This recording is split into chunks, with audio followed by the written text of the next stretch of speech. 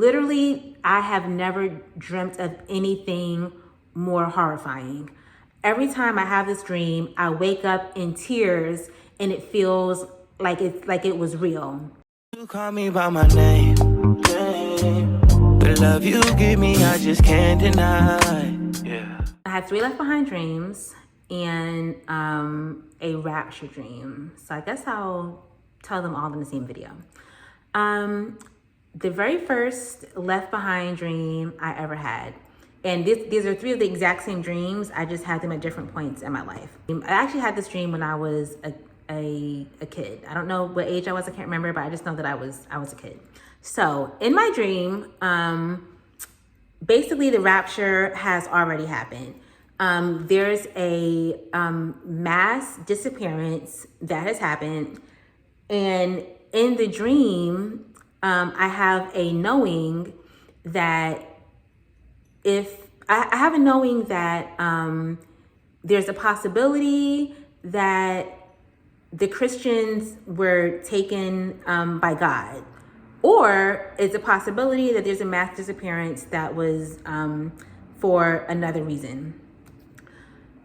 So basically what I'm doing in the dream, I am panicked. Like it is the worst fear that I have ever felt in my life. Like I have never felt anything like this before. Like nothing I've ever felt like in my life. And I also have like an internal knowing that there's some type of like mass panic or mass, what's that word, mania, something like that. There's like a lot of like hysteria, that's the word. There's like some type of like mass hysteria going on outside. I don't hear anything, but it's just like a knowing that I have in the dream. There's like some type of mass hysteria going on outside. Like the entire world is like going crazy. I don't see anything outside. I don't hear anything outside. It's just like an internal knowing. So in the dream, like I said, I am panicked. It just feels like just the worst thing that could have ever happened. So basically in the dream, I am at my mom's house, and in the dream, I know to look for my mom because my mom is a Christian. And in the dream, I have a knowing that if my mom is gone, if she's disappeared, then that means that it was the rapture. If she's gone, then it's the Christians. Like the Christians were gone and they were taken by God. If she's still here, then, I have nothing to worry about. Then, there's some type of other mass disappearance and it'll like settle my, my nerves a little bit. So in the dream, I am just like panicked and I am just running around, like just in complete hysterics, just looking for my mom. So that's just pretty much the dream. That's it. And, I wake up, and I had the dream when I was a kid. I woke up and I was terrified. Like it felt so real. It did not feel like a normal nightmare. And the thing is, I've had like nightmares and things as a child. And you would think that I've had like worse nightmares. Like I used to have like nightmares about like clowns chasing me and things like that. That would be like more scary. Like you would think that these are like more scary dreams. Literally just a dream of, I guess, theoretically, it's just like a dream of, oh, it's just a mass disappearance. I'm looking for my mom. It doesn't sound that bad. Literally, I have never dreamt of anything more horrifying. Every time I have this dream, I wake up in tears and it feels like it was real. So, and every time I've had the dream, I wake up and I go and actually look for my mom, call my mom, whatever. So at the time, obviously I was a kid and I'm living with my mom. So I woke up panicked, horrified. I'm still thinking that the dream is real. I'm crying and I run to my mom's bedroom to make sure that she's still there. So, and I'm telling you, I have never, ever, ever had a more horrifying dream. Ever. It was the worst feeling that I've ever felt in my life. So I had that dream as a kid, And, years go by, I was a child, never had for a long time, I just didn't have that dream. So, then, like I said, I got, as some of you know, I got baptized like August 28th, I believe, 2022, 26th, 28th. I think it's 28th. And yeah, it was August 2022. And then, a few months later, March, sun is getting crazy. Okay, so a few months later, March 2022, I have this same exact dream again. The dream that I have not had in years. And at that time, I was turning 31. So it's been like roughly like 15, 20 years. And I have not had that dream. But after I get baptized a few months later, after I get baptized a few months later, I have the same exact dream again. And I wake up, same feeling, horrified. I feel like it's real. I feel like it actually happened. I wake up in tears, crying, and I call my mom, and she answers, and I'm just like, oh. Now, mind you, at this time, this is like March 2023. I'm not in the country. I'm traveling. I'm like traveling for a year. So it's even more like of a panic because I'm not even in the country. Like I think at that time I was in Albania. Yeah, the first time I had the dream, I was in Albania. Or the second time. Yeah, I was in Albania. So if she doesn't answer, I'm even more panicked because, it's not like I can just like get in my car and drive to her house, So thank God she answered because I was, again, just terrified, and it feels real, and it feels like, it actually happened. So then I think, okay, well, that's strange. I haven't had this dream, in almost 15, 20 years, and here I am having it again. And then I know I've been baptized. Now, why am I having a dream about being left behind? So, again, I'm terrified, hysterics, crying. And I, talk about it with my mom, don't like really think too much of it. A few days later, I have the same exact dream again. So now at this point, I've had the dream 3 times, 2 times back to back, almost back to back. And now I'm like, okay, God's trying to tell me something. So now I've had the left behind dream 3 times, twice back to back. So I know, okay, this is like urgent, and again, the same exact feeling. It feels real.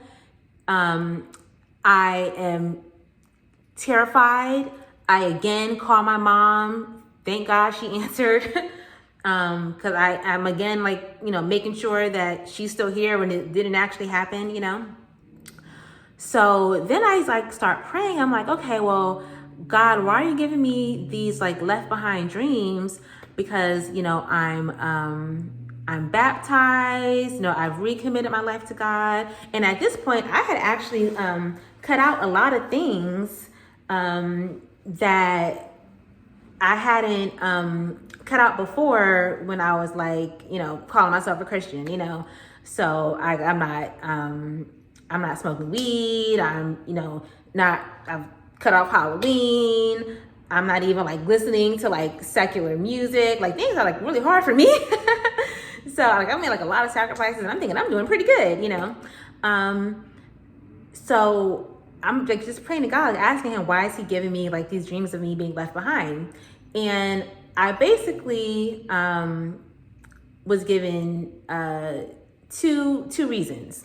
The first reason, and I talked about this in another video, the first reason was that I needed to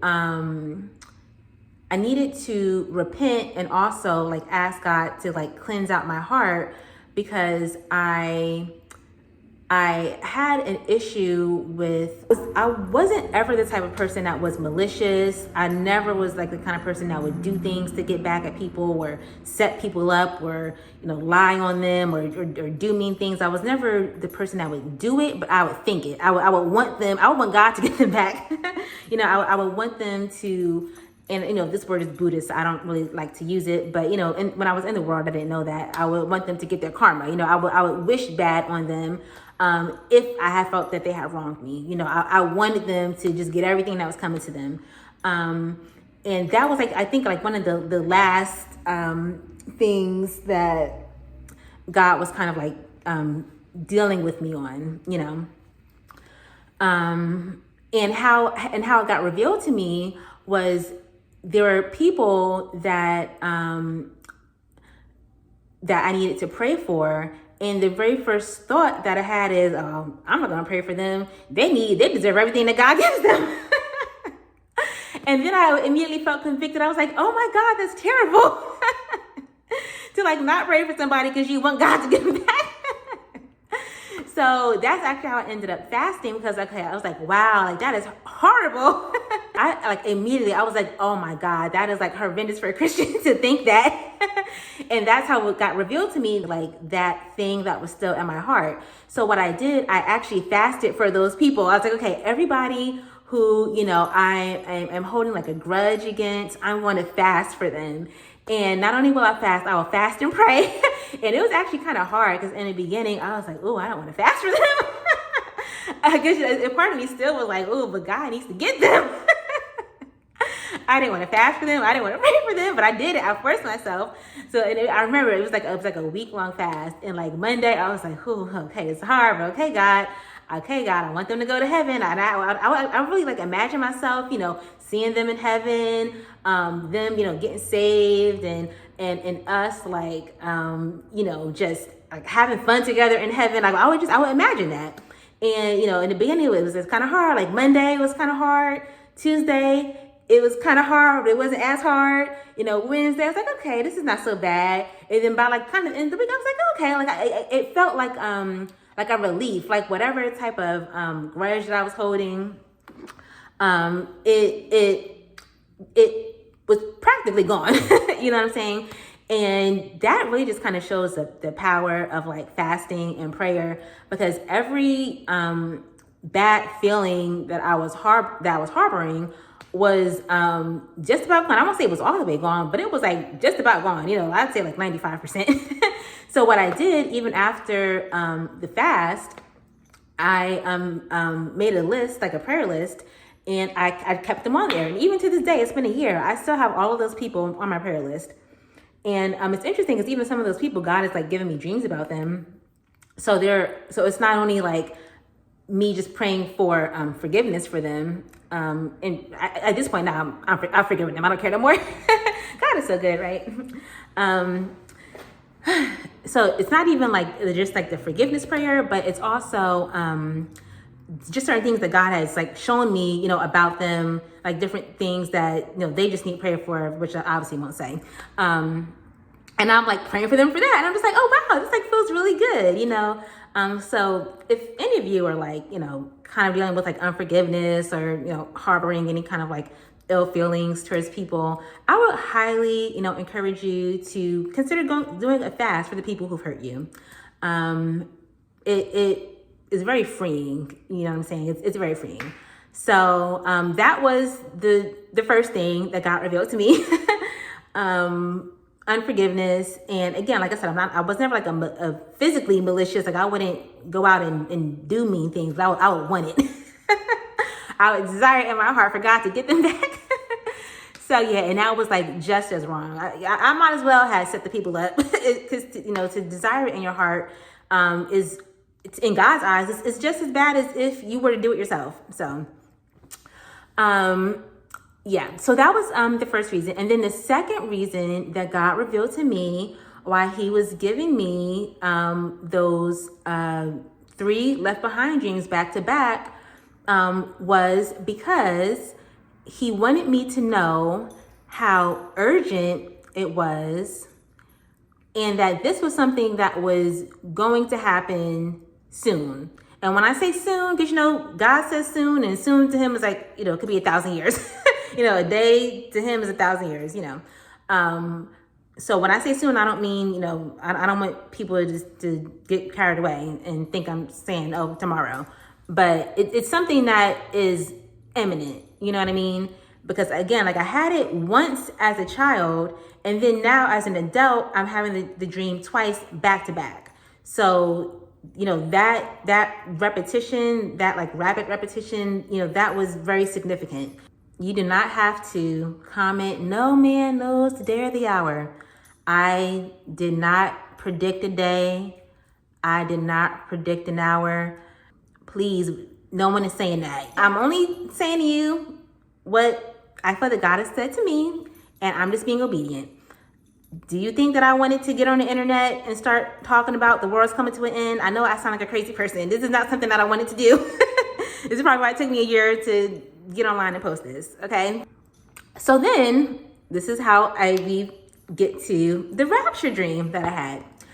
So I did my fast. And then after I did the first fast, I felt led to do a second fast. I was like, okay, because actually, like towards the end of the first fast, I feel God's telling me, okay, tell the whole truth. I think by that like Friday or Saturday, I cheated a little bit, and I ate before sunset. So I was like, okay, I feel bad. I didn't fully commit the whole week. I ate before sunset towards the end of the fast, and now I want to redo it again, and fast just completely and be fully committed. So that's why I did it a second time. So I did a second fast again, and even the second time, it was like almost like easy peasy. I wasn't like mad, angry, like, oh God, get them from me. It felt really good. So I did a second fast, and I felt good. I was so proud of myself. I was like even amazed at God, like, wow, the power of like prayer and fasting. Like some of these people I was mad at for years, and then now after like just 2 weeks of fasting, I felt free. I wasn't mad. I wasn't upset. And then I had a prayer request to God, and I said, okay, God, I've done everything you asked me to do. and I even prayed that if there was like anything else, like in my heart, or like anything else that I was doing wrong, any like other actions or something, anything else that I was doing wrong that I wasn't aware of, anything else hidden in my heart, to reveal it to me. But I was just like asking God, okay, is there anything else? Like anything else? And I just pretty much felt like, okay, that's pretty much it. Of course, keep being consistent, like always keep a repentant heart. But there wasn't like really anything else that was kind of like hiding in my heart. So I said, okay, well, this is my last request. And I was like, okay, I can understand if you don't fulfill this request. It's completely fine. But my final request is, being that you have terrified me with these 3 left behind dreams, the one thing that I would ask is that you would at least please give me a dream where I'm raptured, where I'm not left behind. It doesn't have to be anything very, spectacular, nothing magnificent. It's just something where I get lifted up and not left down. So I had prayed for that, and months went by. Months, nothing. And I actually didn't like pray for it consistently. I think I just maybe like prayed for it like a few times, and then I kind of felt like a little bad. I'm like, oh, well, maybe I shouldn't like pray for these kind of things. Because I had saw that other people had like dreams of being raptured. I'm like, well, why are you giving them rapture dreams, and I get all these like terrifying dreams of being left behind? So that's why I had even asked in the first place. So I only asked God a few times, and then I kind of felt like, okay, maybe I shouldn't even ask for this. I don't know if it's like wrong, to even like ask that. So I didn't want to keep asking. I had actually completely forgot about it. It was months past. It wasn't like on my brain. It wasn't something I was thinking about. Like I said, I just completely forgot about it. Okay, a few months had passed, and I was doing my my 1 month fast, cutting off like secular music, secular TV, and it was like I was only consuming Christian content, scriptures, I was praying, doing praise and worship, all that, like every day. I actually got like so many prophetic dreams that month. It was like crazy. Even like the first couple days, it was, very like fascinating. And some of them were about like some tribulation things. So I'll do like another video on that. So I was getting like a lot of like prophetic dreams around that time. Yeah, I think it was in Athens when I had this dream. So months later, I finally have a rapture dream. And I was just like, I woke up and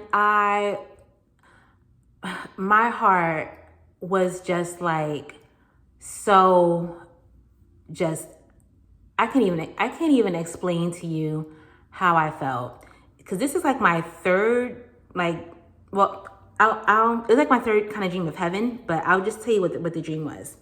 So in the dream, and I didn't like hear like horns or anything. Like some people, when they have rapture dreams, they say that they're just kind of like living their normal life, and then they hear horns and they see angels and they just get like lifted up.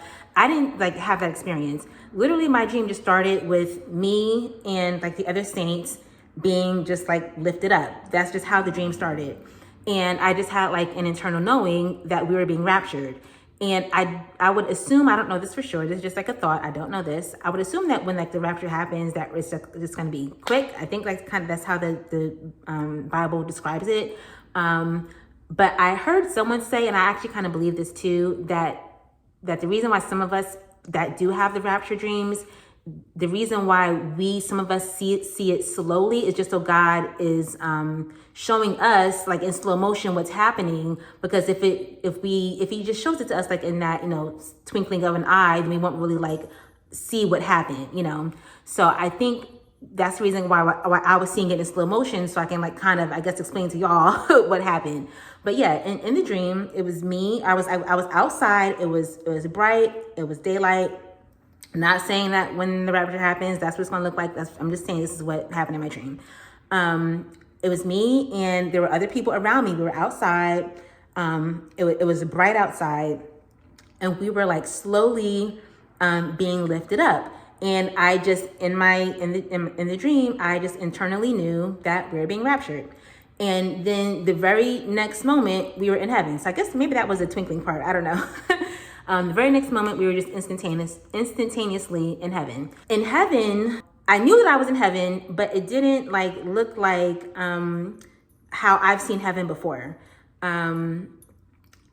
Basically, what I saw was almost like blurred out, and all I saw was Jesus. So it's like I'm standing here, and Jesus is like further back this way, but I can't see his face. It's like a light shining. So Jesus is in a white robe, and his face there's just like light coming out of where his face would have been. So I have no clue what he looks like, but in my mind, I just know that it's Jesus. So I run to him and I'm screaming, Jesus! So I run to him and I like give him like this big hug, and I kind of like jump in his arms, and he hugs me back, of course. And then there's like a next scene is he's showing me that there was just complete chaos on the earth. Like it is like horrifying, chaos everywhere. So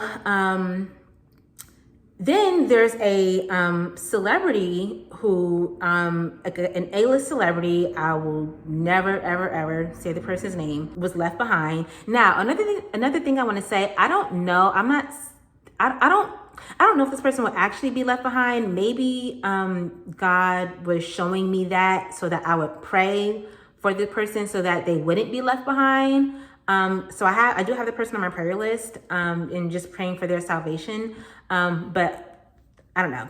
But I did see this, very famous A-list celebrity who was left behind. They were studying like basically all of the things that the scriptures say about the tribulation, about the 7-year tribulation, because now at this point, people are realizing that, okay, like this isn't just like crazy Christian talk, like something has actually happened. And it sparked a curiosity for the people who were unsaved to really start like, turning over to Christ and like, reading what the Bible says so that they would kind of be prepared to know like what was happening. So the person was like reading a letter, and there was like a handwritten letter that was like left for them. So they're reading a letter that was explaining to them like what was all the things that were going to be happening.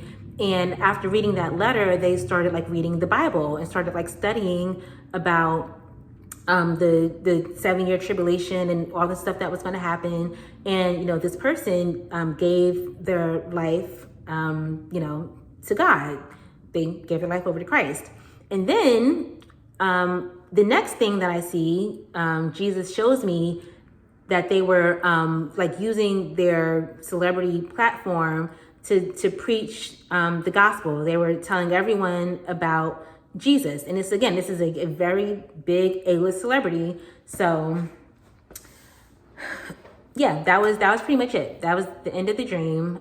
They were talking to everyone. Like they were like on the street, not even like, just, going live on Instagram or, whatever. They were like literally outside, physically outside on the street, almost like a street preacher, preaching the gospel. So I thought that was a beautiful ending. I guess it just kind of made me sad, of course, that the person was, left behind. But yeah, a few months later, I had another dream about this person, and in the dream, the person that they're married to was levitating. So they're definitely into some type of like witchcraft. I mean, again, A-list celebrity, so it's those people. So yeah, I've been praying for that person and her husband. But yeah, that was it. That's the Rapture Dream. Those are the 3 left behind dreams. Oh, and another thing that I will say, like I've said before, I think that we should, always just be just like in a constant state of repentance, always being right with God. And we have to understand that, like, again, we don't know like when the rapture will be. For all I know, this could happen 1,000 years from now. It may not even happen anytime soon. God may be showing me these things to put it out on YouTube, and I could live into my old age, die, and this video could just be for somebody living in the year 3000. You know what I mean? Like I swear to you, I'm not trying to, set any type of dates. Again, please, when I get into comments, talk about date setting. No man knows the day, the hour. We know that. But we do know that we are living in the last days. However long the last days are, last days do not have a time frame. They were saying that they were living in the last days 2,000 years ago. So last days, don't have a limit. You know what I mean? If they were saying that they were living in the last days 2,000 years ago, and they were, and God put that in the scriptures, were they wrong? Like, were they wrong to say that they were living in the last days 2,000 years ago? You know what I'm saying? God obviously co-signed it since he allowed it to be in the Bible. God didn't think that they were wrong to say that they were living in the last days 2,000 years ago. So we're not wrong now, 2,000 years later, to continue saying that we're living in the last days, So with that being said, just be vigilant. Don't be deceived. There's a lot of deception coming. There's another dream I had about some deceptive stuff. I'll do a separate video on that because I don't want this to be too long. But yeah, just be alert. Don't be distracted. And I just really want to emphasize that we really need to be in a just constant state of repentance. So we're not, caught off guard. And we're not living in any kind of sin when either we die or when a rapture happens, So yeah, that's pretty much it. I have I had a very interesting dream about an asteroid coming, and it was after the rapture, so, and a tsunami. And I know that there was one recently, but it wasn't a dream about the recent one. I could kind of tell that it was like in like the last days. So I'll do like a separate video on that. Okay, so that's pretty much it. Thanks for listening. Bye.